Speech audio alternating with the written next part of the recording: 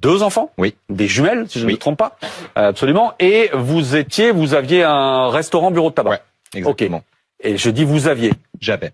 Racontez-moi. J'en ai eu marre. Trop d'heures, trop de travail, trop de charges, trop de contrôles fiscaux, trop de contrôles d'URSSAF. Toujours en règle, j'ai jamais eu de redressement, Ouais. pas de souci.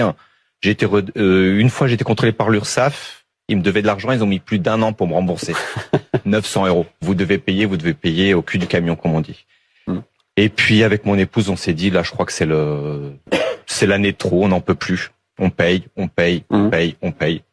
On a vendu. Du jour au lendemain, on a décidé de vendre. Ok. Tout simplement. Ça, c'était quand? 1er juillet, on est parti en 1er juillet, vous êtes parti. Donc depuis le 1er juillet, plus de boulot. rien. Est-ce que vous cherchez du boulot ou pas? Non. Non? C'est-à-dire que la vente vous permet de voir venir. On était travailleurs non salariés, donc on n'a pas le droit au chômage, on a le droit à rien. Ok. On a eu la chance de travailler pendant des années, d'avoir un petit pécule de côté qui nous permet de tenir pendant quelques mois le temps de savoir ce qu'on veut faire ou pas de notre vie maintenant. La France qui craque, c'est vous? C'est le titre de l'émission, hein. C'est vous, la France qui craque? Entre autres, ouais, comme nous tous, je pense ce soir, ouais, je crois que on fait partie de la France qui craque, ouais.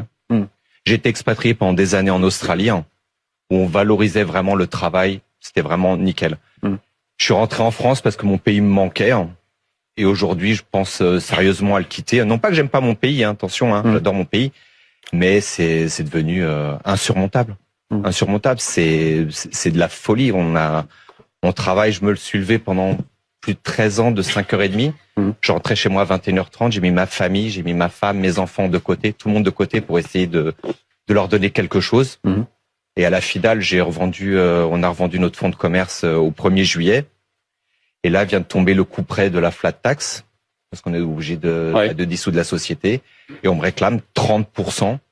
Il faut que je donne à l'État 30% de ce que j'ai gagné pendant 13 ans. C'est en centaines de milliers d'euros? On est quasiment à 300 000 €.